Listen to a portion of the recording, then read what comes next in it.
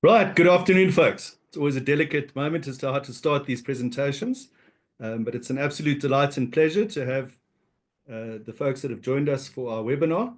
We've got 7 or 8 of our great investment minds on coming up and following up after me, and we're going to chat about the markets, where we think the money will be made, and the great investment opportunities that are out there at the moment.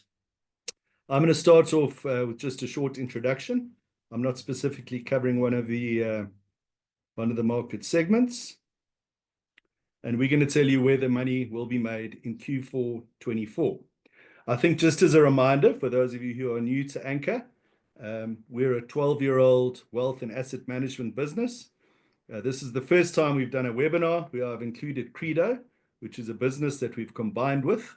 Credo is 100% global, headquartered out of the UK. It's got about 115 billion rand of assets, a great platform, and really broadens our global investment expertise. So we hope our clients will benefit from that. Across our business, we've got about 500 staff, and the Credo merger takes us up to about 250 billion rand of assets under management. Looking at Credo specifically, they started in 1998, so double the age of us, and they've progressively grown their business meaningfully. And I think what we really liked is that it's a bunch of ex-South Africans who left South Africa 25 years ago and started it, and roughly half of the clients are South Africans. So they're well versed in servicing a South African client base, but with a broad range of investment products from around the world. And in fact, we're very proud that last week in the Citywire Awards, which is one of the premier awards in the international markets, they won the best medium-sized firm in 2024. So to sum it all up, and you'll hear more of this today, but the summary which will resonate from a domestic equity perspective, if you look back over the course of the last 6 months, that's where we've been most positive. They've performed very well, outperformed global equities in dollar terms, and the expectations are building. The message that Liam is going to give you is we're going to stay on course for SA equities. There has been a fair amount of re-rating, and now it's really about whether the earnings can follow through to reflect the improved circumstances. From a global equity perspective, valuations are very demanding. I think South Africa is very cheap compared to global shares. So there is a bit of caution, but we've been taught many, many times to stay invested through the ups and downs. And while the kind of valuations that we see at the moment can easily result in some short-term corrections, we're still positive on a 12-month horizon. And I think Mike will remind us that the high level of market concentration, I think those of you who follow global markets will know that the top 7 shares in the S&P comprise close to 30% of the market. From a domestic fixed income point of view, we think the South African political risk premium can come down further. We think that interest rates will settle at lower levels. And unfortunately for many, well, those who owe money, we think that South Africa has 4 more interest rate cuts, but prime will settle at around 10.5% for a long time. Many, of course, think that that's too high, with inflation currently below the 4% level. From a global fixed income point of view, we see rates offshore coming down over the course of the next 12 months. We've seen the first 50 basis point cut from 5.25 to 4.75 in the US, and we think there's more to follow. Although obviously what we've seen in the last little while is people paring back that expectation somewhat. The Anchor Global High Yield Fund is showing a yield of 4.5 to 5% in dollars, with bonds maturing in 2026 to 2029. So this is that expectation in tabular format. And from a local equity perspective, we're talking about another 15% over the course of the next 12 months, which, as you can see, is higher than the other asset classes, both locally and globally. Bonds 12%, and those are the 2 areas that we're seeing as overweight. Nolan will tell you that we think the Rand could be at 16.20 in 12 months' time. Seems like something of an aggressive view at this point in time, but we'll explain our view from that perspective. From a global equity point of view, high single digits from a global equity return over 12 months, and single digits in most of the other asset classes. So we are neutral, most of the global classes, but it's, certainly is our job as wealth managers and the financial advisors that work with us to allocate that money at the right time in the right place. Then something just to touch on quickly, which we don't cover in any depth in the presentation, is at Anchor over the course of the last 2 years, we put a lot of time, effort, and energy into creating alternative investment funds. We previously, in the history of our business, have done some very interesting things in the alternative space, but haven't been able to give access to all of our clients because of long time periods and big ticket sizes. We've solved those issues with 3 funds that we've launched. We've got over 1.5 billion rand in those, and they're delivering exactly what they say on the box. What you see on the slide here is some surveys from BlackRock, from Goldman Sachs, and from UBS, showing that the high net worth families offshore allocate between 39 and 45% of their assets to the alternative asset class. So what does that mean? Alternative assets are really just assets which wouldn't form part of a normal listed portfolio, with bonds, equities, and the like. So it's investments which tend to be of longer duration and don't have the same volatility as you have on equity markets. And I think that's one of the reasons why we put together the alternative investment suite, is the volatility of equity markets over the course of the last 5 years has been quite extreme. And it's nice to have a portion of your portfolio which will tend, and the objective is for it to grow on a stable basis month on month, trying to achieve 10 to 15% in South Africa and 8 to 12% in dollars offshore. So alternative investments include private equity, private real estate, hedge funds, private debt, and structured products. And what we've done is created a nice diversified mix of all of these asset classes. And I think a good indication for those of you who are more numerically orientated, and with structured products, for example, we can create a payoff profile which suits a client's mix. So clients can invest in these directly, or we do take exposure to these in the alternative funds that I talked about. So here you've got a structured product, which is the Swiss market index. And what you're buying into is that blue line. So you can see that your capital can't go below 100%. So people are concerned about capital loss. These are very suitable products. So in return for not having the downside, your upside is also capped a little bit. So in this particular structured product, you can see you get all of the return up to 40%, but none of the downside. So these are the kind of innovative investment products that we try and provide our clients with. So to sum up Anchor's alternative investment funds, we've got a local fund which aims to achieve a very steady 10 to 15% per annum in rands, and 2 offshore funds which are targeting the kind of 8 to 12% in US dollars. It's one convenience access point into a diversified portfolio. So there's no one private equity fund or structured product that will impact you by itself that materially. The funds are approved by South African regulators. And I think the key difference and what we're really excited about is it gives clients monthly liquidity in an area where you normally have to lock your money up for quite some time. And these funds are also invested in the special opportunities that we've continually created in Anchor since we started our business. So that's the summary. I'm now going to pass over to Reko and Casey, who are going to have a chat about the GNU, South African politics, and whether we can expect more of the good news that we've had over the last while. Thanks, Pete. Good afternoon. My name is Reko Nare. I'm a portfolio manager within Anchor's private client business. And today I'm joined by my colleague and friend, Casey Sprake. She is a senior economist within Anchor's fixed income team. And together we'll be sharing our thoughts on South Africa's government of national unity.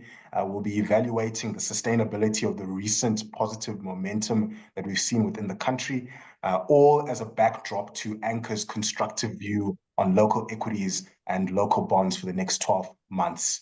Casey, welcome. Let's start by setting the scene for our viewers. The May 2024 elections, widely seen as a turning point for South Africa and for South Africa's political landscape. In the build-up towards the elections, there was a lot of public frustration around load shedding, around unemployment, around infrastructure issues, corruption, fears that this would all come to a head in the form of civil unrest. At the polls, you had polls predicting the support of the ANC most likely dipping below 50%, and that would be the first time since 1994 that this would happen. and that in itself raising concerns about instability. On one side, we know that within the African context, ruling parties in Africa, having seen their support dip below 50%, oftentimes refuse to relinquish power, peacefully, that is. And then on the other side, you had the fact, or you had fears rather, that if we did manage to piece together a parliament, many fearing that it would most likely be a fragmented one, where you would have political ideologies and differences in ideologies between parties like the EFF or the DA, for example. And that most likely leading to ineffective coalition and most likely leading to political polarization. So a lot of this was driving the fear and the uncertainty that built up towards the elections. And then, of course, against all odds, defying most expectations, the GNU was formed, led by the ANC in partnership with some key opposition parties, and is now viewed as a potential game changer for South Africa and for the South African economy. And since then, you've had financial markets respond very positively, and that's been reflected in a positive upliftment in market sentiment and positivity as far as business confidence is concerned within South Africa. So that's a great place for us to start, Casey. What do you think it is specifically about the GNU that's driving this post-election optimism and boost in confidence that we've seen? Yeah, no, thank you, Reko. And I believe you just alluded to it right there. It was really the formation of the GNU within itself that was surprising. I mean, it really represents a radical shift from a history of division to a new political paradigm, characterized by negotiation, inclusivity, and a commitment to really getting South Africa back on track. We haven't seen a coalition in South Africa since 1994. And, that's about 30 years ago now. And coalitions typically require what is termed as mature politics, and that's something we have typically not seen in South Africa for some time. But I think what is key now, especially as we continue to, push through the last quarter of the year, is that we are now seeing growing confidence in the durability of the GNU. And that is really what's bolstering our local markets. And this has been evident through a level of transparency and accountability that we haven't seen for some time. We're looking at turnarounds in key governmental departments through audits of various departments. Public Works, for example, has been in the media quite a bit of late. And we're also seeing positive reform measures beginning to filter through already. Again, we've seen some really good work done on the visa reforms. We've seen the establishment, finally, of the National Transmission Company of South Africa. I mean, that's just two of the top of my head. And we've also seen open engagement and discourse between parties, political maneuvering, so to speak. And this has, again, really been evident through various bills and reforms or negotiations. The Bella Bill, comes to mind in that regard. Yeah, Casey, I guess from what you're highlighting, it sounds like, navigating coalition politics, that in itself is a delicate and complicated dance. It looks like we're getting it right so far. We're beginning to see some progress in some key areas that you've already touched on. The coalition is held together for more than 100 days now. And of course, we know that Rome wasn't built in a day. And I guess in the South African case, it's more like Rome wasn't rebuilt in a day. We've had more than 180 days of no load shedding. So that's one key area. But I'm now thinking about the longer term structural challenges that we face within South Africa. If you think about unemployment, if you think about factors such as extreme income inequality, we as South Africa, we rank as one of the most unequal countries in the world. That, along with infrastructure challenges, corruption, crime, or service delivery, how do you think we're progressing in addressing the sort of the more long-term, more deeper-rooted structural challenges that we face? Yeah, no, I mean, 100%. You raise a very important point there. These sort of structural issues you just referred to, they really are the deep-rooted long-term challenges that hinder sustainable growth and development in our economy. And these types of issues are really embedded in the economic system, and they require significant reforms to resolve, the kind of ones we really hope to see come through via the GNU. But of course, these will take time. They are not quick fixes. And, it's important for us to bear that in mind, especially within this context. I mean, you listed a few now, but think about our extremely high unemployment rate at 33.5%, the education and skills gap, our inefficient SOEs. I mean, the list goes on. But really, I think as it stands at the moment, for the first time, we are really set on the right path to make some very important inroads here. I think, though, in the shorter term, whilst the formation of the government of national unity was, of course, a win for the center ground of our politics, the failure to do so in Gauteng is a loss. Whilst the lack of political uncertainty and service delivery failures, chief of mind, the impending sort of water crisis, it is unlikely to upset or derail the win at a national level. I mean, the work of the GNU will carry on, but the severe lack of service delivery in our key business hub is a major restraint on growth. And this really plays into the greater theme of municipal and metro dysfunctionality across our provinces. I do want to highlight, though, regardless, that the overall reform agenda, particularly with regards to energy and some of the other initiatives I mentioned earlier, it is trucking along well, despite some of the setbacks in the port reforms, for example, particularly within Durban. I do, however, believe that the current significant concerns around our water infrastructure, for example, deserves a lot more collective attention that it's currently sort of receiving. But let me turn this away for the moment, away from straight economics. I mean, you're an equity guy at the end of the day. I'm interested to sort of hear and understand, what are you seeing on the ground? Are you seeing investor buy-in around this sort of turn in sentiment? Are you really starting to see those numbers filter through within our local market? Yeah, I guess, Casey, on the local equity side, the election and the formation of the GNU, I think we would say it certainly sparked some sense of optimism, though we would say that optimism has been tempered by a dose of realism. From what we've seen, it's been largely local asset managers that have come in and have been the first to show their support for South African equities, obviously. But foreigners, by and large, have been slow to engage. Since the 29th of May elections, you've got your all-share index advancing about 12% in rand terms, up about 17% this year. At a sector level, it's been mainly the financials and the banking sector that's been the net beneficiaries of the GNU, and it's been specifically, that investor confidence and really policy clarity that financials and banking sector have benefited from. But when you look underneath the hood, when you look at foreign ownership, I think we would say it's what it shows is that foreigners have been happy to continue buying South African government bonds, but not as enthusiastic when it comes to South African equities. But to answer your question, ultimately, if you are a foreign investor with a long-term horizon, you're probably looking for two things. You're probably looking for, one, the coalition's ability to maintain unity, in other words, the center continuing to hold, and two, you're looking for the coalition's ability and the GNU's ability to really deliver on meaningful reforms. That's ultimately what's going to drive sustainable growth in the country, and that's what's most likely and ultimately going to drive and attract foreign investment back into SA and back into South African equities as a whole. Yeah, I mean, that's exactly it, right? At the end of the day, it's both as simple and as complicated as creating an environment that fosters economic growth. I mean, at the end of the day, in the domestic economy, material job creation has actually only occurred when GDP growth approaches 3% per annum. And unfortunately, that's not something we've seen in a long time. And to get these kind of numbers across the board, we really need to see political stability and governance and, economic policy certainty. And that's really what we're hoping to see come through the GNU. And simply put, investors seek environments where there is minimal political risk.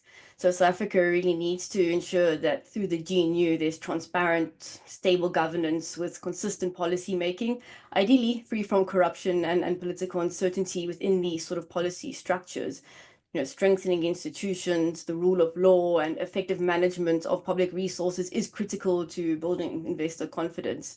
Our targeted infrastructure development is, of course, key. Our continuous sort of energy reform agenda, fixing up our ports and sorting out the water infrastructure as well. And again, to highlight that investors value clear and predictable economic policies. We need to avoid drastic shifts in policies, especially around taxation, land reform, the nationalization of assets. That's really key and what will build investor trust. And overall, improving these areas will enhance South Africa's ability to compete globally at the end of the day and attract those investor flows, both local and global, back into our economy.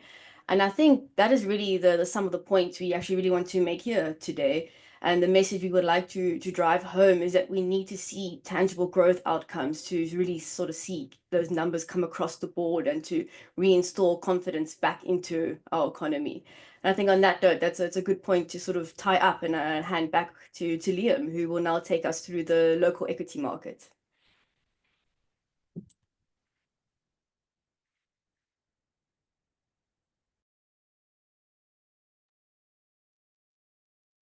Thanks, Casey and Reko.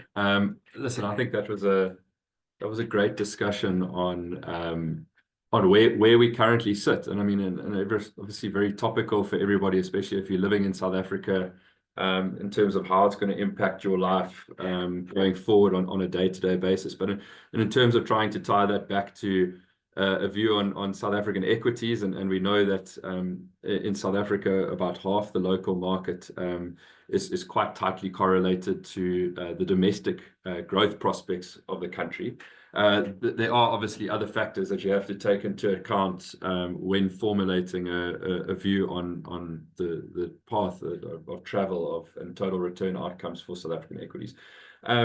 The last 6 months certainly has been a focus for us, trying to make sure that we are on top of the changes that are happening domestically here. I mean, I think the starting point that you were coming off of at the end of the first quarter of this year was just 5 years of serious underperformance domestically. The setup going into the elections was one of shot earnings bases, very low valuations, very low investor positioning, and low sentiment towards South Africa. The outcome of the elections, I think, and this is the third time we're repeating this, from an equities perspective, was an extremely positive outcome. Our expectations was that the ANC was going to get a sort of mid 40% number, that they were going to do a coalition with a smaller party, and that there was going to be a bit of a muddle along, and with a bit of a relief rally in South African equities. I think those were the points that got us quite constructive for more of a relief rally, if anything. What's actually transpired is something far more interesting. So we got quite bullish on South African equities 6 months ago. We continued to be bullish when we did this about 3 months ago, and that's where we find ourselves now. And the title of today, from my perspective, and it really ties into what Casey and Reko are speaking about, is for South African assets, the honeymoon period is now over. So we've had the initial relief rally, we've had some pickup in sentiment, and the reason why I say the honeymoon period is over is that you've clearly seen a shift in expectations now. So you're not coming off a base of one of extremely low valuations. You have seen a re-rating, particularly in the domestic part of the local market, with little in the form of analysts on the sell side coming out to upgrade earnings. And it's really been our job to contact the companies, make sure that we extremely close to the drivers of their earnings, and then form an expectation on our side, a buy side, investor expectation, to say, what are the small little things that need to happen, and how likely are they going to happen to get a sustained rally out of domestic equities.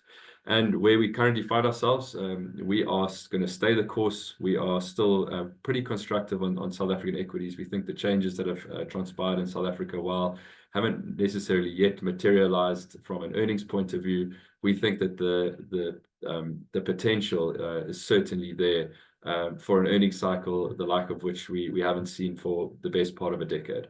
So, I think in terms of what we've seen so far, and as Pete spoke to as well, and Reko did, South African equities have started outperforming. It might not feel that way, but this is a gauge of South Africa versus the rest of the world. I like to use MSCI South Africa, where you can see since the election, I use the end of May as my starting point, South African equities are up 18% in dollar terms, and that compares to MSCI World, which is up about 13%, and that's to now. So this chart was done for the Navigator, which is up to the end of the first quarter, or third quarter.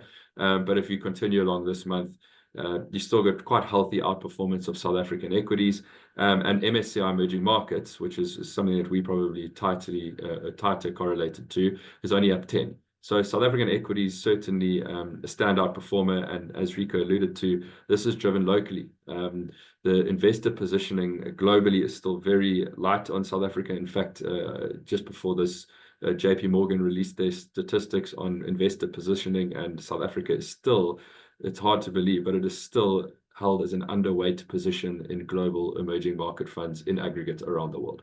So if you start to see some of the reforms take hold, earnings estimates start increasing, and a lot of those investors who are hurt quite badly when during the Ramaphoria days of late 2017 and the first half of 2018. Some of those investors are prepared to step back in with the liquidity conditions on our market and just how much it's shrunk from an investment opportunities perspective. We think that you could see quite healthy upside for our local market. Just moving on, a couple of slides to highlight what we've actually seen over the last 6 months, which is maybe makes us a little bit more nervous in terms of where our starting point is now relative to 6 months ago. You've obviously seen quite healthy price action from domestic parts of our market. I mean, this is one example is our local banking index, which, as you know, or you might know, has done really well. It's up about 32% since the GNU was formed, which is a very healthy price move for 6 months in a sector where earnings are kind of growing 5 to 10% across the board. And I suppose what makes us a little bit more cautious here is that the bulk of that price action is driven by valuation expansion, multiple expansion, which is quite tightly correlated to the fact that our risk-free rate, our local government bonds, have gone from a yield of about 12.5% down to about 10.5%. So, from what we would like to see to get a lot more bullish from here is some kind of translation from sentiment, optimism, headlines around structural reform and to now tie back into credit extension and an earnings cycle from our local banks. But just to make the point, up 32%, pretty much all of that has been driven by valuation expansion. Another example, this is our local general retailers across the local market. Quite surprisingly, once again, the bulk of the performance has come from valuation expansion and not from earnings upgrades. So, we are quite constructive as a business on the consumer in South Africa. We were quite constructive on the consumer before the formation of the GNU, and that was largely on the back of the base that you're coming off from a load shedding perspective. Had a seriously negative impact on earnings in the previous financial year.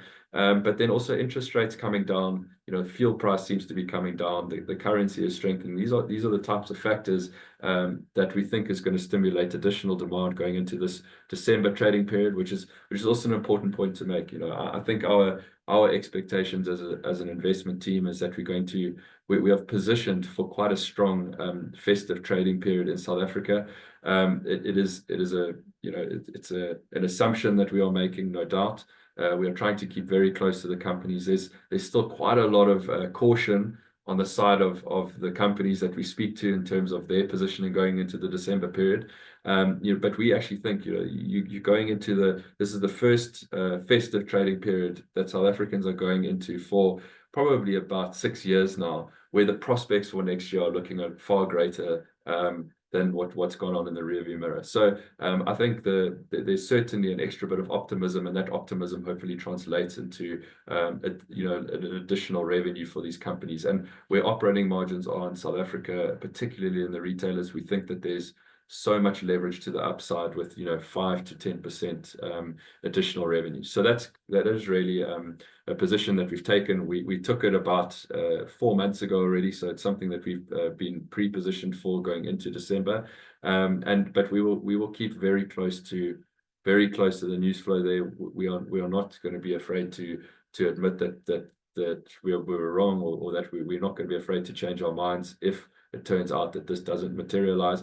But we think that there's enough in it to suggest that you want to be positioned for a strong consumer outcome come January.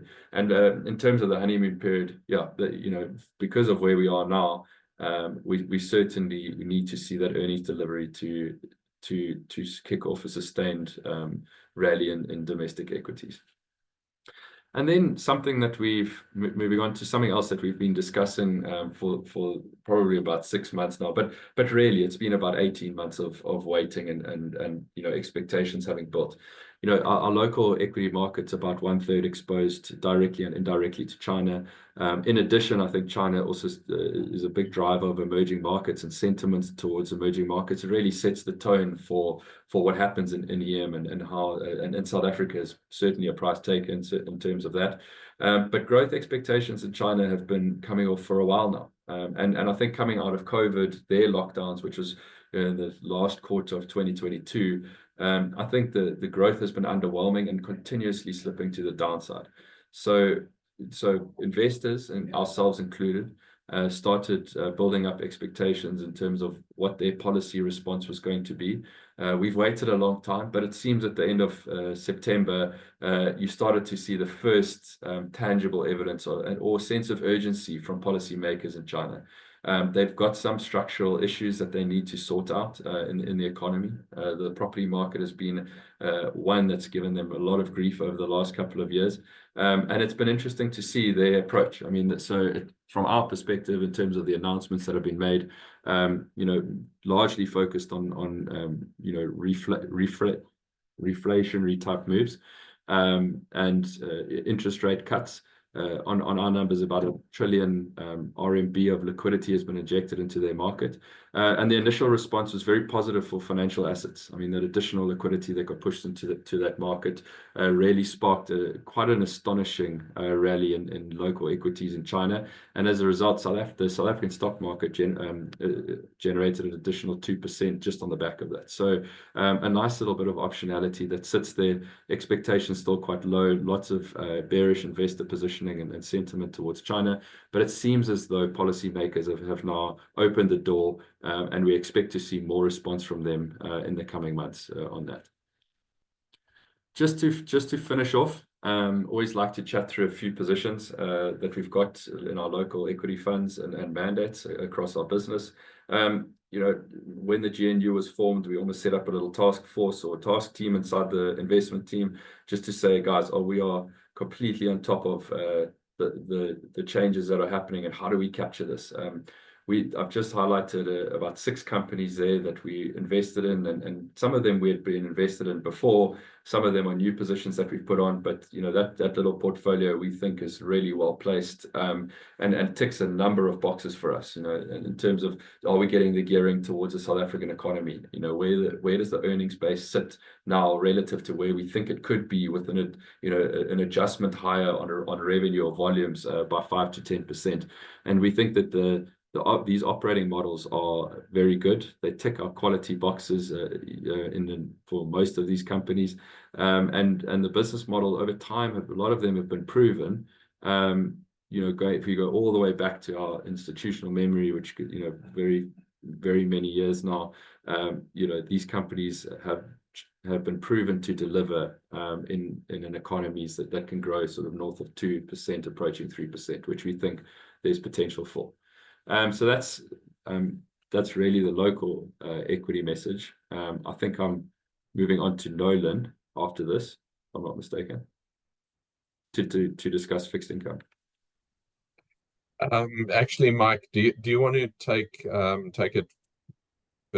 Apologies, Mike. Sure, Nolan, thank you. Good afternoon, everybody. I'm just going to get my slides up, if you'll give me a second. Great. Good afternoon, everybody. I'm just going to spend the next few minutes taking you through our thoughts on the global equity side. As Pete alluded to in his introductory comments, we're neutrally positioned on global equities. I think that reflects our caution around, certainly at an index level, the level at which valuations have reached. So they are demanding and certainly pricing in an expectation of healthy earnings growth and generally reasonably good times ahead.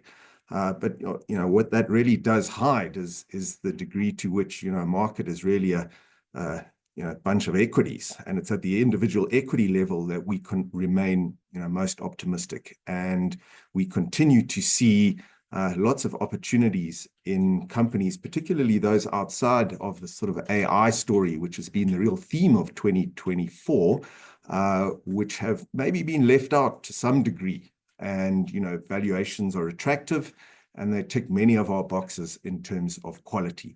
So neutral on the overall market, but excited by many of the individual stock opportunities we continue to see. Now, sorry, I'm just battling a little bit. Sorry, bear with me.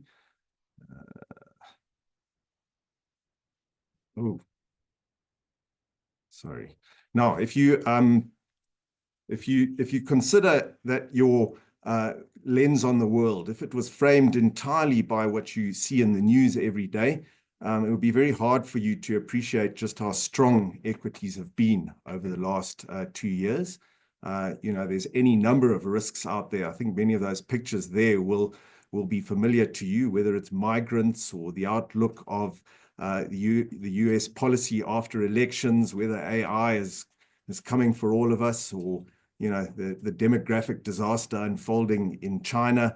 As I say, very hard to invest in markets with any confidence. Yet, despite that, we've had 2 years now of very strong equity performance. And I think it's about keeping a degree of objectivity around what is it that matters to markets. And it's often those things that you don't see much about in the news. So 2024 has been very much around a period of more moderating inflation, the opportunity then for the US in particular, but global, developed markets in aggregate, to begin cutting interest rates. And all at the same time, economies have remained very healthy, and corporate earnings have continued to grow at a reasonable clip. And as I mentioned just now, you've had alongside that, the particular theme of AI. And where has that taken us from a valuation perspective? As Pete alluded to in the early part of the discussion today, at the sort of traditional way you think about markets, that's on what we call a market cap weighted. So in other words, the biggest companies counting the most, and because of their big outperformance, that would be the Magnificent Seven, the likes of NVIDIA, Microsoft, and what have you, which now really dominate the index. What we're showing here is the price at that index level as a multiple of earnings in 12 months' time. But what we've also shown, which is the brownie line there, is what the picture of valuations look like if you take each company on what we call an equal weighted basis. So in other words, the largest company counts exactly the same as company number 499. And it presents quite a different picture. And it reveals this point that we made about how concentrated the market has become. So at the moment, if you look at it on a more equal weighted basis, yes, valuations are on the inflated side of history, but not nearly as extreme as it appears on that market cap weighted basis. And, if you go back to 2015, which is, if you look back on that chart, an early point when valuations on that equal cap weighted basis were at similar levels as they are today. If you had concluded at that point that valuations were too extreme and decided to get out of equities, you would have missed out on around 75% return from the US market, in this case, over the next 5 years. So what it reveals is that often valuation can be a very poor tool for market timing. So yes, depending on how you look at it, on the market cap weighted or the equal weighted basis, yeah, valuations are on the fuller side of history, but that doesn't mean that firstly, we have an imminent crash coming, or that we are, necessarily at an individual stock basis, not seeing many attractive opportunities, irrespective of how these bigger companies are dominating the index valuation today. Another important factor is just looking at the outlook for earnings. At the end of the day, markets do follow earnings. And you can see, I suppose, reflective of the fact that the economic outlook, particularly for the US, looks very healthy. Earnings growth looks good. And certainly as time passes, you're going to see that possibly high valuation begin to unwind as these earnings come through. So earnings growth looks good. Pockets of valuation look attractive to us. And we would say continue to remain invested, but do so cautiously. And when I say cautiously, I just wanted to highlight 2 companies that we've added to portfolios in the last month or so, that we think tick our boxes. They're outside of the sort of AI theme that's been so attractive and what's been certainly driving some of those expensive valuations, but are still high quality companies that we're very excited about for the next couple of years. The first of them, Universal Music Group. So this is a business listed in the Netherlands. It's the largest owner of music rights in the world. There are 3 big individual music rights owners. So every time you listen to a song on Spotify or Apple Music, these companies earn a royalty for that. What we particularly like about Universal Music Group is that, perhaps unlike the movie industry, where a lot of their content is driven and watched. It's the latest stuff that's watched. In fact, it's the older music that really dominates what people listen to. So there's a much more evergreen nature to music, say, relative to the likes of what Netflix produces. You see, this is a very high return on capital business, and they don't really care whether you're listening on Spotify or Deezer or Apple. They continue to earn royalties. So we see a nice moat here, and a very strong business with the potential to grow earnings double digits for many years to come. The next one, probably not a business that many people know terribly well, is O'Reilly, listed in the US and an entirely a US business. So what it does is vehicle servicing. There are a couple of listed players in this space, and you can see on that chart on the top right-hand side what a fantastic share price performer this has been over time. The chart below there just reveals that you have quite a nice steadily aging vehicle market in the US, which is an important driver of demand for what it does. Essentially, once your car gets out of motor plan, you tend to take it to businesses like O'Reilly to service it. Very high return on capital business as well, with a nice algorithm of acquiring and consolidating the market. So you can see over time how it's been gradually growing its market share within its space in the US, and at the same time has been aggressively buying back shares. And as a result of that, you've got, again, a business that's compounding its earnings in the double digits on a reasonably attractive earnings multiple. So, certainly what we're trying to highlight here is that there are many quality businesses outside of your NVIDIAs and Microsofts and what have you. Not that we dislike those businesses, but we're seeking to ensure that we have well-diversified portfolios globally of businesses that, should we see any surprises in the next year or so, we think we'll be in a position to weather those relatively well. So just to sum up, before I turn to Nolan on the fixed income side, very much acknowledge that there are risks out there. You think back to the pictures I showed you at the beginning.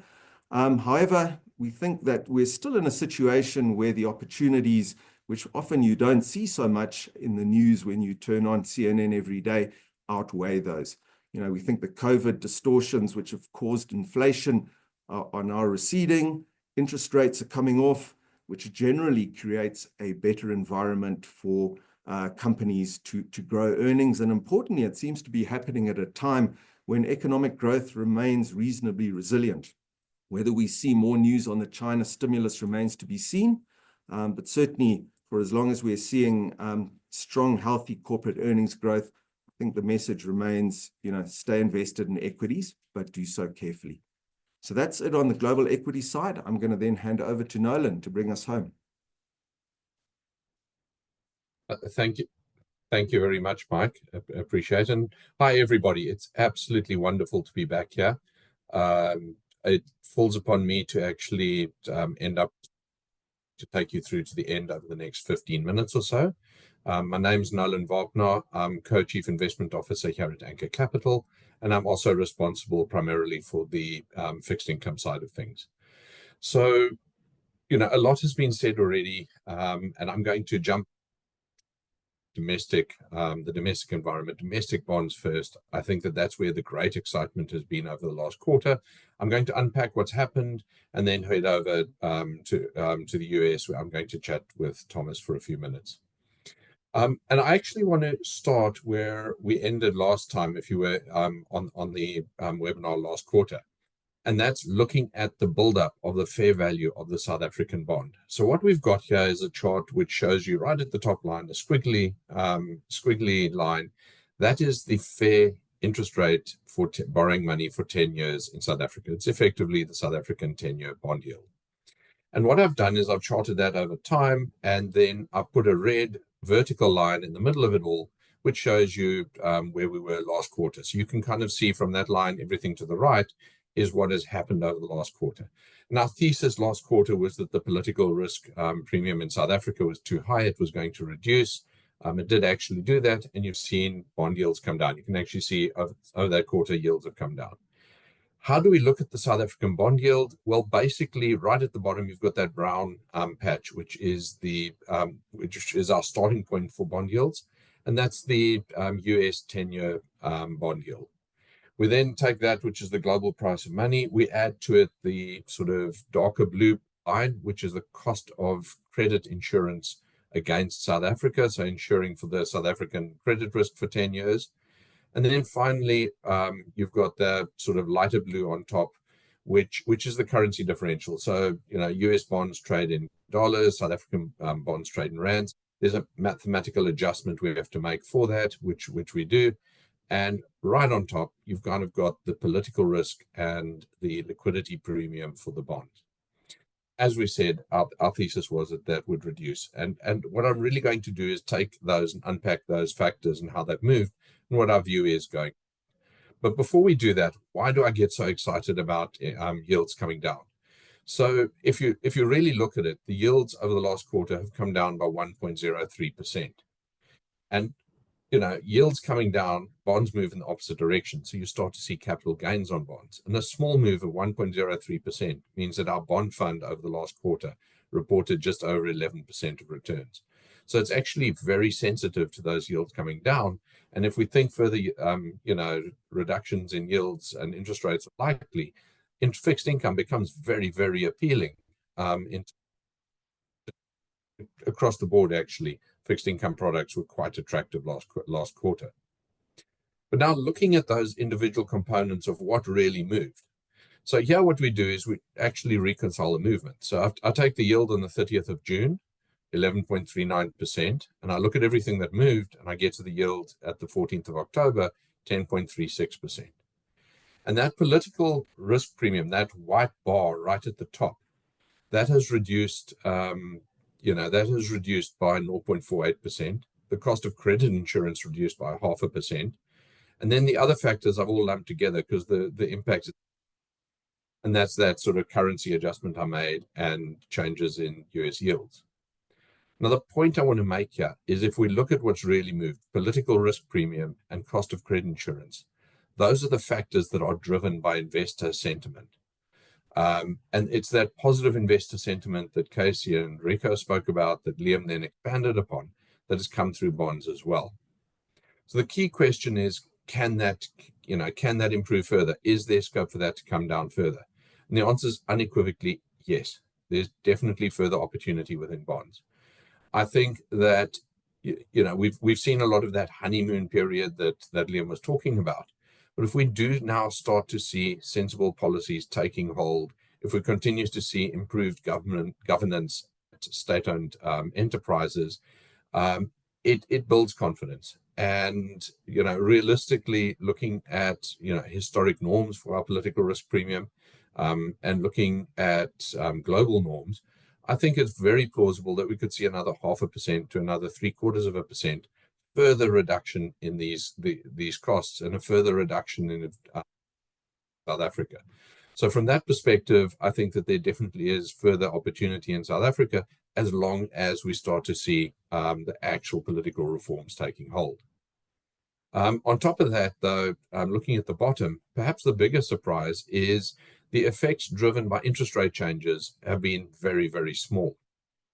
And, that doesn't actually initially make sense because we've seen the first interest rate cut in South Africa. Interest rates cut were. And as we sit here, we very, very much are expecting 21st of November interest rates cut by another 0.25%. And for a while now, Anchor has been saying that we think the prime rate is going to go down from the current 11.5% to 10.5% by the end of next year. And we actually continue to maintain that. So what's happening? And what's happening is, and I think the South African Reserve Bank has also alluded to this, is that we need to take a slightly further look into the future. And if I look at South African derivative pricing, interest rate pricing, markets fully expect that we are going to see further interest rate cuts, and by the end of next year, we're going to get that further 1% reduction of interest rates. But the point is, when we get to 2026, financial markets are saying we might have to hike interest rates again. And that's what's concerning the market. That's why you're not seeing this massive sort of positive surprise in bonds that I think will come later.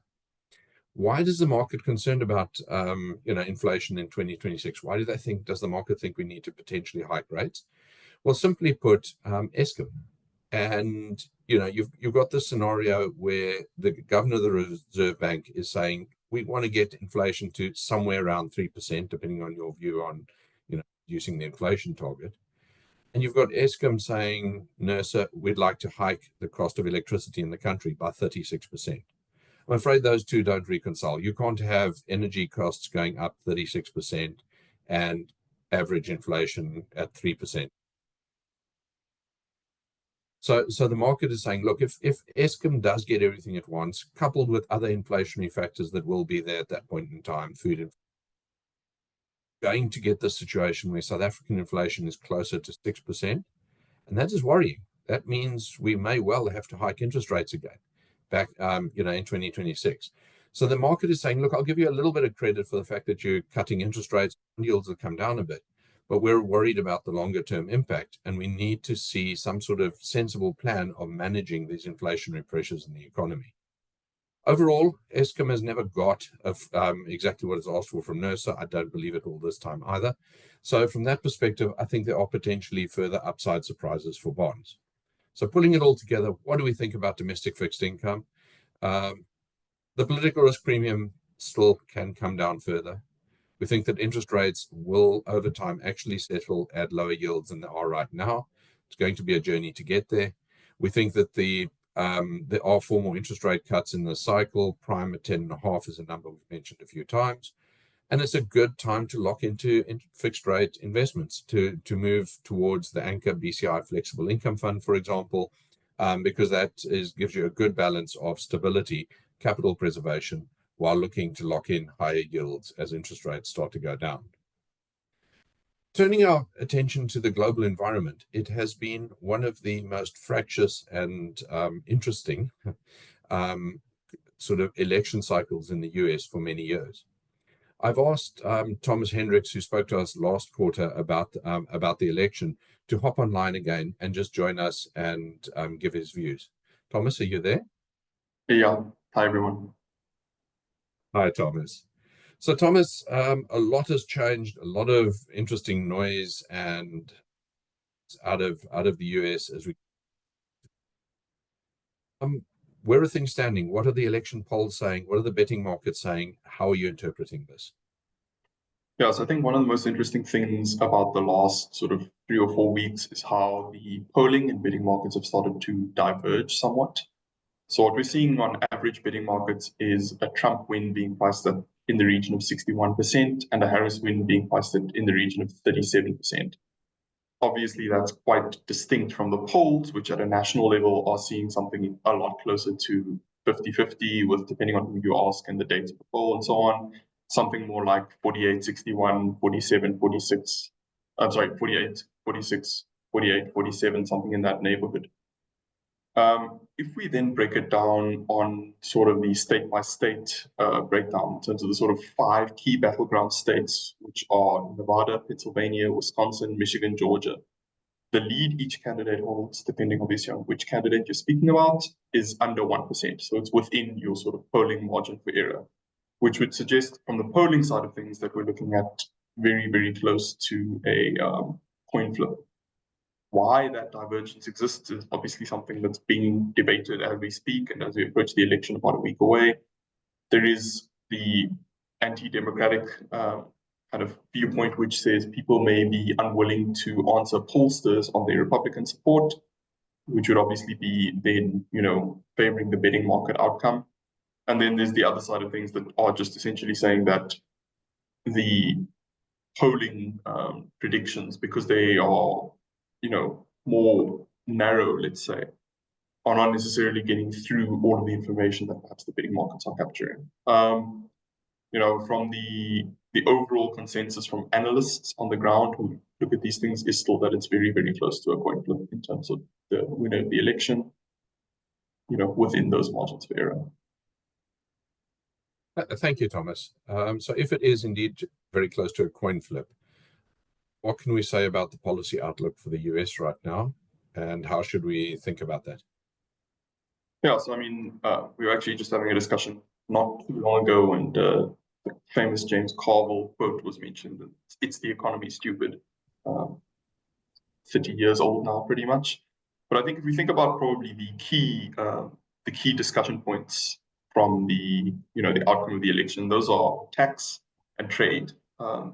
We know that Trump's policies are likely going to be tax cuts on income tax and corporate tax. And we also know that one of Trump's key policies is using trade tariffs in order to, onshore production to the United States, fundamentally. Kamala Harris and the Democratic Party more broadly are certainly open to tariffs, but they are probably going to use them in a more formulated and targeted fashion. So certainly not the sort of broad-scale tariffs we've seen being discussed on the Trump camp. And on the other side of things, in tax policy, I think we've seen a pretty clear discussion where the Democratic Party would be keen to keep generally income tax, especially on the higher tax brackets, higher, and to keep corporate tax, where they are right now. So, outcomes for the markets, I think the broad consensus is that a Trump win would be dollar supportive from a currency point of view and probably equity market supportive. But things like tariffs are broadly viewed as inflationary, and those would weigh somewhat on US bond yields. Harris's policies broadly would be the inverse of that, where there might be some equity weakness because tax rates would be higher, but there might be more strength on the US bonds because there would be less inflationary tariff policies. Thank you, Thomas. So, in summing it up, what I'd say is obviously it's going to be a very interesting period.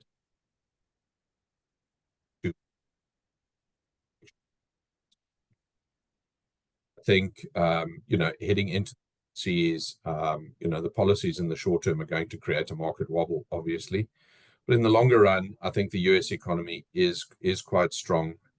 We've seen time and time again that, after an election, you do get policy certainty, and that you kind of move through the initial shock and into a period of reasonable growth. So from that perspective, I think the markets will continue to do what the markets have done, and we continue to see a reasonable outcome for investors. Clearly, in the short term, a Harris victory would be preferable for the bond market.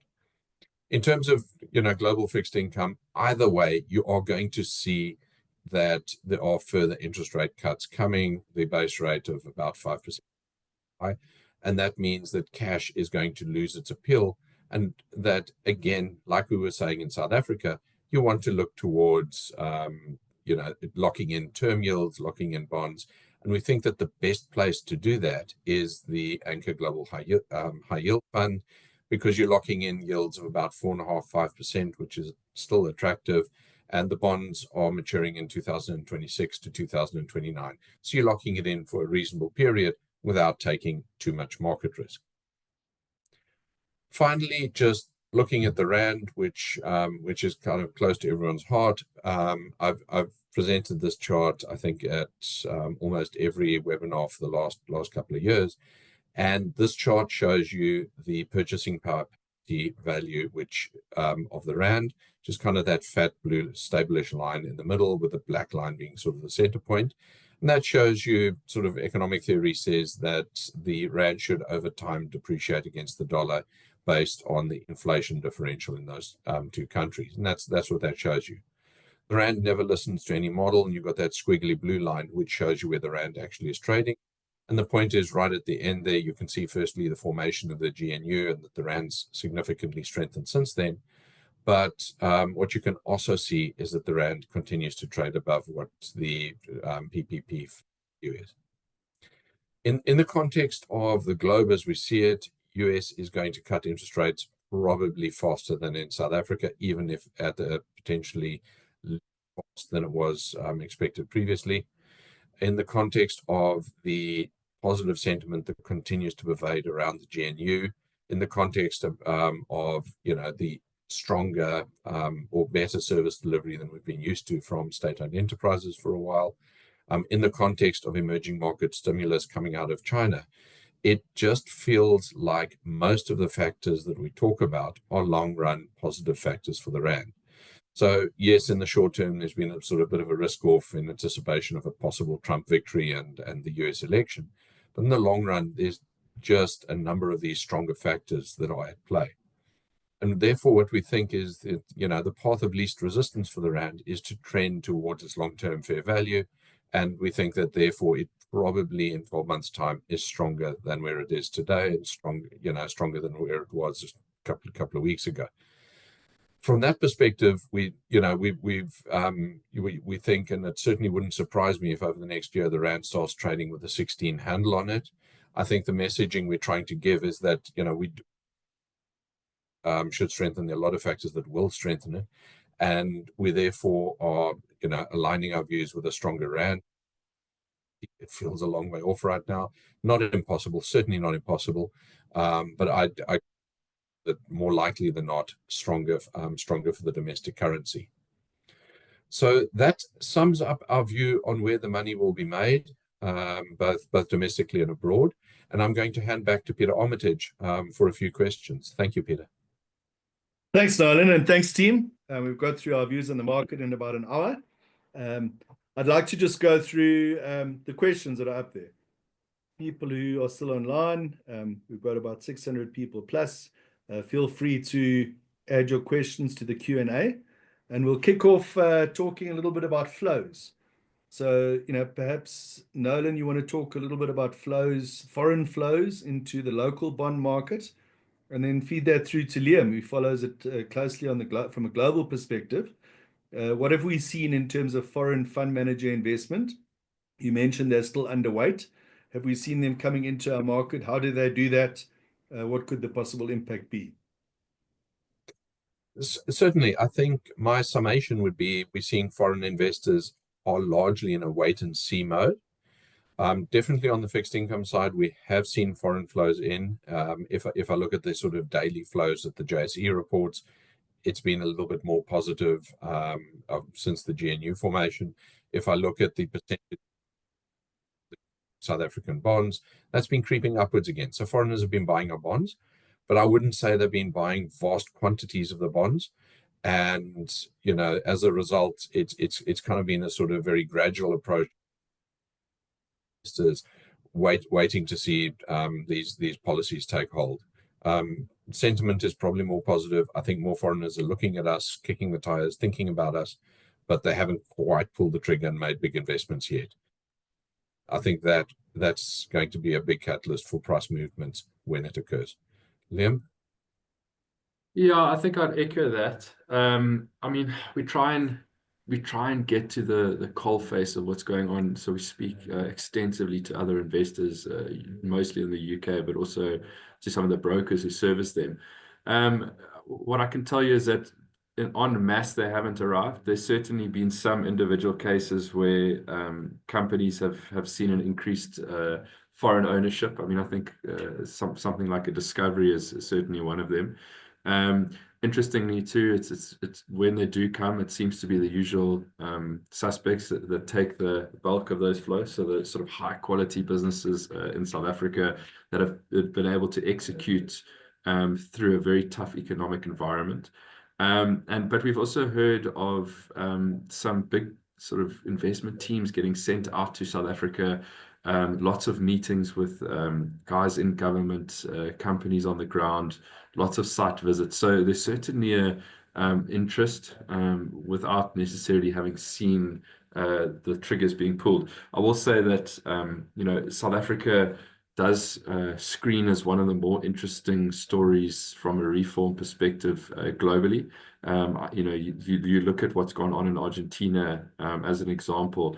A reform story really does excite investors when it takes hold. I think the Argentina example is a very extreme example, but just because of how I suppose tough the environment in that country had gotten to.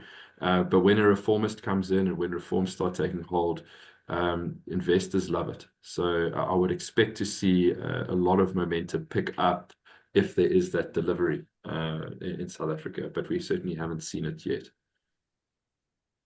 Okay, maybe let's ask Reko to answer the next one. What advice would you give to someone who's entering the market now with a lump sum, both locally in South Africa and as well as international? Do they wait? Do they phase it in? How do we apply our logic to that?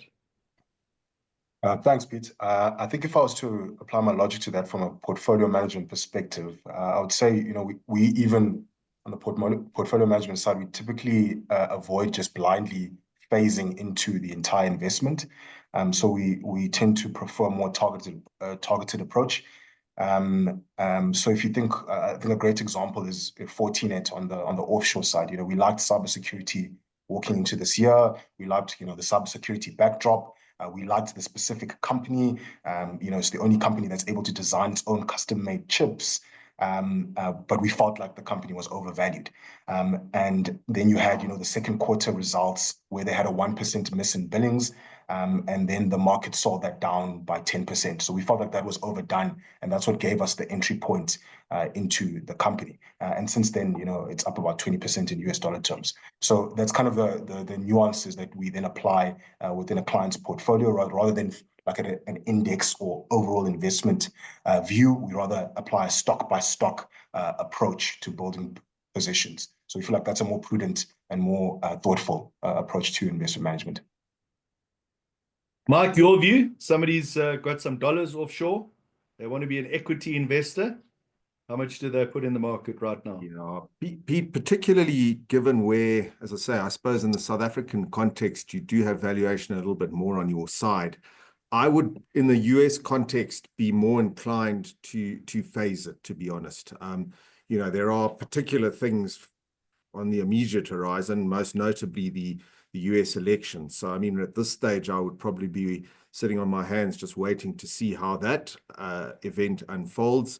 You know, we're very much a bottom-up stock house. So similar to what Reko said, you know, I tend to get into the weeds of wanting to talk stock by stock than, you know, blindly phasing into markets. But I suppose just given where valuations sit right now, a more cautious, steady application of funds as opposed to putting it all in on one go. And, you know, being mindful of events like US elections, which are, you know, on the doorstep. Casey, one that's almost impossible to answer, but give it a go. Looking forward with Elon Musk's robots. How do you then solve unemployment? Probably a little bit unfair to ask you how robots will affect the SA environment, but it's certainly a challenge in South Africa. Yeah, I think before we can worry about the robots overtaking our labor market, we need to have power to be able to keep them going. So I would say that's probably not a problem to worry at this point. You know, we're still looking at a world where your EVs can even take into our market, and we're just not simply there yet. That's very much a developed nation's problem, not for us. We have bigger structural issues to worry about. Mike, Liam, the two-pot retirement system. Perhaps to just give us an update on how much money is already being taken out. How does that flow into SA companies and their earnings? And how significant can that be?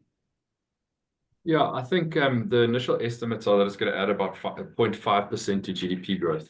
And it looks as though it's gotten out the starting blocks quite quickly in terms of that. So I think for us, it was certainly, it added to our investment thesis of wanting to be long the South African consumer. You know, if everyone was totally rational, they would take that money out and make sure that any expensive debt is paid down. But the reality is that that money likely gets consumed to a large extent. And sure, I mean, things like the load shedding and the interest rates coming down, this was just an added bullet to the investment case of for the South African consumer going forward. But certainly it looks like since the regulations happened, I think already over 20 billion rand has been unlocked. So it looks on course for those initial estimates of 0.5% added to GDP as a once-off, obviously. Thanks, Liam. Mike, Andrew Shinani's posted a question just about looking at valuations. And he's put a South African forward PE of 18 times, which to me intuitively sounds too high. So we have got the S&P at about a forward 23. How do we view the forward multiple, and what's the right index to use from an SA perspective? And within that context is, you know, how cheap is SA? Yeah, you know, to be honest, the SA is a very difficult one from the perspective of it being, you know, an aggregation of very different stories, and within that, some quite cyclical components, which can give the appearance at an index level of it being quite expensive. So, you know, miners, when they're producing no earnings, will really push up that index level. So, you know, I think that's the complexity when you look at certain of the indices, you know, from a South African perspective, and what sort of multiple you're on. So, you know, we tend to think, you know, when we're talking about SA Inc., you know, the indices or the metrics that Liam put up, I think, give you a much fairer picture of where multiples are. And SA Inc., I think of trading currently on a, you know, forward multiple of probably an aggregate about 11 or 12 times. So, you know, closer to average, not expensive relative to history, but certainly not as cheap as it has been. And I absolutely concur with Liam's point that in an SA context, we are, you know, at a point where right now a little bit needs to happen in terms of we've paid forward for an expectation of better growth and better corporate performance than we've seen in the last 5 years. And now, you know, through Christmas and beyond, we need to see evidence of that. There's then another question: is accessing mid and small cap SA opportunities compromised with your take on of assets from Credo? Maybe if I can take that one. I think just to be clear, you know, we've combined with a business called Credo, which only invests offshore. So South Africa, we take South Africans' money and make decisions in terms of how much is invested locally and globally. And that's in the context of somebody's long-term plan, as well as our 12-month expectations for local and offshore assets. So, you know, doing a corporate deal with Credo, I don't think has any impact on how we would treat South Africans' money. I think we'd still tend to approach it in a very similar fashion. Then there's a question: do you believe, I think this is talking about South Africa, do you believe 3% is a reasonable goal for South Africa next year? 3% inflation target and 3% GDP growth. I think that's a bit aggressive. But Thomas or Nolan, perhaps your views on that? Certainly. So 3% inflation, I think that in itself is quite aggressive. You know, in the short term, we're going to get there because of a couple of windfall gains on, you know, base effects on petrol and food prices. In the long run, Eskom tariffs are going to keep us closer to 6. So I don't think 3 is a reasonable target for now. I've sort of held that view for a while. In the context of economic growth, Don, I'd love to see a 3% economic growth. It just feels a little bit out of reach. I think we've got to, you know, address some of the challenges on the ground still. I think, you know, a variety of policies, confusion on policies, mineral rights issues, etc., that haven't been yet. If we can get all of that fixed, absolutely 3% is very, very realistic, but it's going to take to get us there. Nolan, while we've got you on, question on US interest rates. What about the inflationary impact of Chinese QE? Would this not create a potential problem? So Chinese inflation at the moment is 0.4% of annualized inflation, dealing with a bit of a deflationary environment. So a little bit of extra inflation in China probably is a good thing at current levels. Actually probably helps the economy along a bit. So the first point I'd make is actually they can do with some inflation. Second point I'd make is, you know, inflation in China has a limited to US interest rates. I'd argue that Chinese imports become a little bit more expensive and are inflationary in the US, but the honest truth,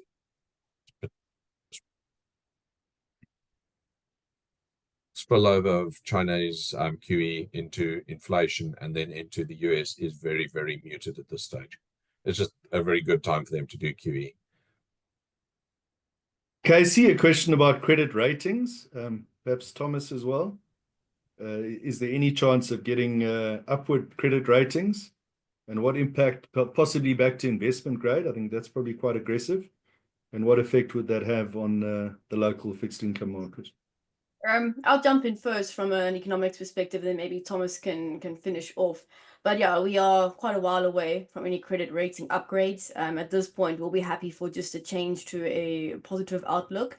And I think, I alluded to it earlier when I was chatting with Reko, for the agencies to really push those numbers through, we need to see those tangible reforms, those numbers actually come across the board. The National Treasury needs to show that they're serious about bringing our debt trajectories down, and just getting those fiscal numbers across the board. So certainly we are quite a long way away from an investment grade. But again, if we see the numbers that will flow through, and that'll bring, the investor flows back into the economy. But I mean, Thomas, I don't know if you want to add in on there, particularly from a fixed income perspective. Yeah, I think, like as you said, I think just from a sentiment point of view, obviously the GNU has generated a lot of positive sentiment, and I think Nolan put up a nice sort of chart explaining how that's materialized over the last quarter. But in terms of ratings agency upgrades and that sort of thing, I think we're quite a way away from that. And like as he says, I think you need to see material reform on the ground. You need to see trajectories for things like debt outlook improve, and obviously more fiscal discipline, I suppose, sort of medium term. So I think, the short term, I think investment grade is probably not something we're going to see in the next sort of 3 years. But the longer term, a stable GNU and stable economic policy, growth back on the table, obviously, those are the sorts of things we need to see in the sort of medium term. But yeah, in the short term, I think that's not a realistic one. Thanks, Thomas. Mark, ESG. I think people are asking what our climate change policy is. ESG is environmental, social, and government. It certainly has been a big trend globally. I think probably more so than Europe than anywhere else. So a lot of people and pension funds are asking for ESG compliance of funds, that they check the companies out. How do you see this affecting South African investments in across our markets? Yeah, it's an interesting one, Pete. I mean, as much as you say it's been a growing theme, to be honest, I have to say in the months since the Ukraine-Russia invasion, or Russia invasion of Ukraine, I should say, it's been interesting to see how global sentiment has shifted around this issue and can I say matured in a sense. So, very recently, it feels to me in the investment world that it's receded a lot. I've been reading quite a bit about how many funds that were, set up purely on ESG grounds have actually shut down. So, it's become less, it feels like to me, less of a driving force on a pure sort of singular investment level than perhaps it was at one point. As sad as that might be for the world environmentally. So, I think that there's been quite a shift in thinking around this issue, and perhaps as a result of what we saw in 2022, when I guess there was a realization that things like coal are needed for a long period while the transition happens. So frankly, that seems to me to be more of a driving force at the moment in terms of understanding that whatever the long-term direction of the world may be, we need to go there in a kind of responsible and managed way, as opposed to, blankly declaring there'll be no further investment in these fields. So, the whole world of ESG feels like, to me, it has matured into a more pragmatic understanding of, there are two sides to the debate, and it's not all of one versus the other. I don't know if that helps answer the question. It's, it's a difficult space, but it feels less of a driver in the investment world than it once was, and B, it's a more balanced discussion than it used to be. It's certainly my take of where we are on the ESG issue today. Thank you. Then SA infrastructure, how would those be accessible? I think it's something in our equity funds that we've taken some positions in. SA infrastructure companies got decimated over the course of the last decade, really post the World Cup. I think of something like Murray and Roberts, which peaked at about 115 Rand and got down to less than 1 Rand 10 years later. But there are some interesting stories. And I mean, for people in our equity portfolios, we're getting exposure to them, and we're doing a lot of work on that. The age-old question, Nolan, maybe to come to you, the US debt trap. I think the default answer is it's a problem for 10 or 20 years' time. I think US interest payments as a percentage of tax receipts isn't really a problem at the moment, but the absolute quantum is quite startling. Where does this leave? When does the rubber hit the road here? And where does this leave demand for treasuries and the knock-on for alternatives to the US dollar? That's a tough one to unpack, and I'm going to give you a. That's why you got the question, Nolan. So, I mean, US debt levels at the moment about 120%, if I recall. Put that in context. I think Japan pushed up to about 200%, and it was a function of the cost of borrowing. So when interest rates are very low, you're thing, and as a result, you can actually sustain quite a high debt load. Bills come off, and I think partly the concern is if interest rates do push a lot higher, US.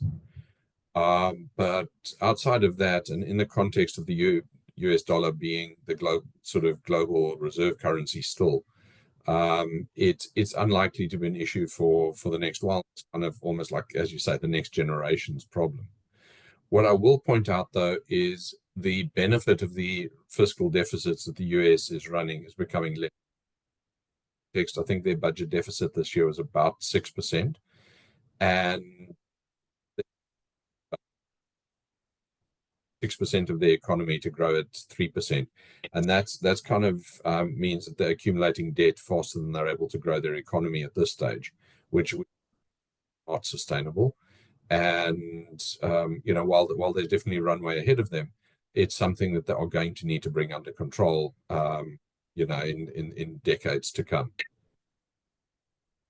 And then maybe just to finish off, and I'll take the question. Can you comment on the relative attractiveness of India? I see a structure has just launched a product targeting India as the underlying. As a structured product provider, Anchor, we create our own structured products. We also make the use of others. I think at the moment, we quite like the Investec Indian structured product offering. And from every quarter, we come out with structured products that we like, which can include stuff from different providers. We ourselves are obviously never the underlying bank that's issuing them. I think most emerging markets, and India falls into this category, can look pretty attractive. And the projected GDP growth of India is probably amongst the highest in the world of countries that you take seriously from an investment destination. But the equity markets of these countries can swing wildly all over the place. First of all, just to bear in mind, emerging markets are only about 15 to 20% of world markets, depending on how you measure them.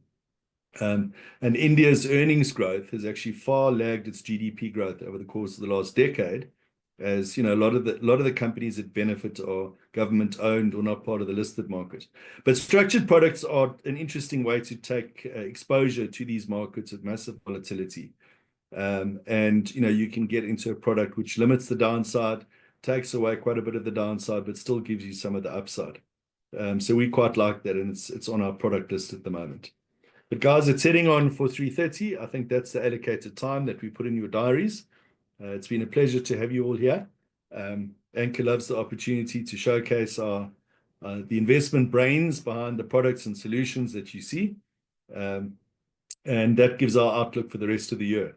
I think this is going to be our last kind of official asset allocation webcast for the year. So we wish you all the best going into the holiday period. But who knows? Perhaps we'll come up with another interesting webinar before the end of the year on a different topic. So thank you very much and have a great day.